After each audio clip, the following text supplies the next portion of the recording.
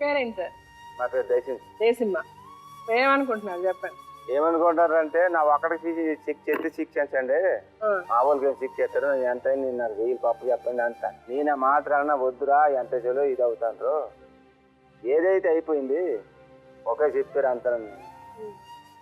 రైతు మరి నిన్న ముందు చావబెట్టి బతు ఎలాగా పోయినావు, ఇదే మంచిది అనుకుని నేను చెప్తున్నాను.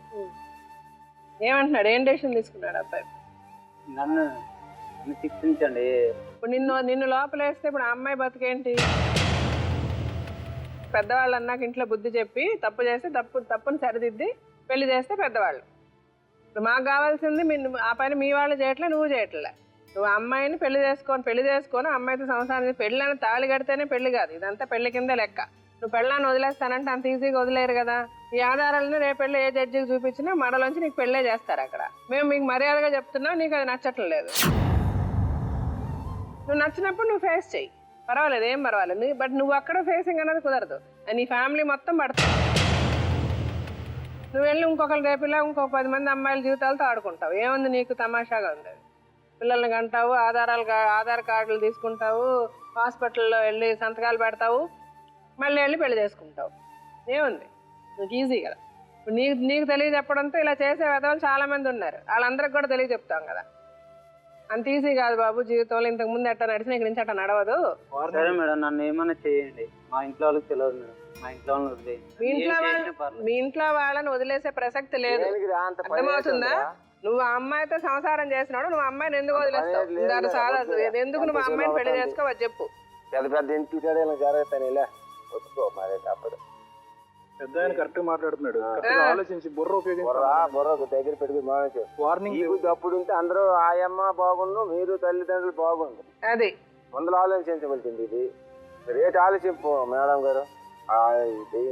చిన్నగా పెళ్లి చేసుకొని రిజిస్ట్రేషన్ చేసుకొని అమ్మాయితో సంసారం చెయ్యి, కాపురం చూసుకోండి. ఆ అమ్మాయి కష్టపడుతుంది, నువ్వు కష్టపడి ఆ పిల్లల్ని ఏం చేయాలి క్షేమంగా చూసుకోండి. నీ కుటుంబం బాగుంటుంది, నువ్వు బాగుంటావు. చచ్చిపోతారు మేడం, ఆమెను తీసుకొస్తామని చచ్చిపోతారు. మరి అమ్మాయి తోచలే మీ ఇంట్లో వాళ్ళు చచ్చిపోతారని. అమ్మా, అలాంటి వాళ్ళది నిజమైన ప్రేమ కాదు, అది వ్యామోహం. ఎగ్జాక్ట్లీ చిన్నత్త, నిజంగా ప్రేమించుకున్న వాళ్ళు అలా చేయరు. ఎంత మనసు విరిగిపోతే కన్న కూతుర్ని పట్టుకొని మా దృష్టిలో చచ్చిపోయా ఉంటుందా తల్లి? అది సరే అమ్మా, తన కూతురుతో తన మాట అనేటప్పుడు ఆమె మాటల్లో వ్యథ, కళ్ళల్లో బాధ గమనించావమ్మా? పెద్దబాబుకు బర్త్డే విషెస్ చెప్పు కూడా వెళ్ళాం కదా. ఊరికే ఎలా కాలిపోతుంది? మంట పెడితేనో పడితేనో తగలబడుతుంది.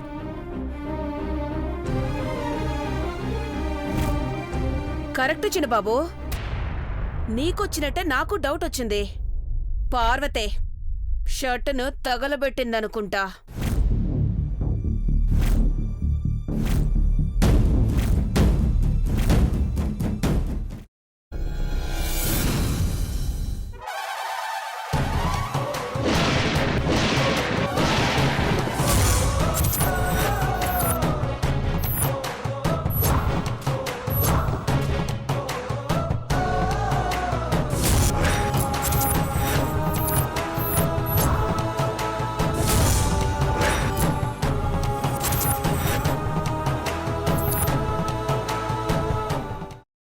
కాల్చుకున్న తర్వాత పొట్టు తీసేసి చాప్ చేసి పక్కన పెట్టుకోవాలి.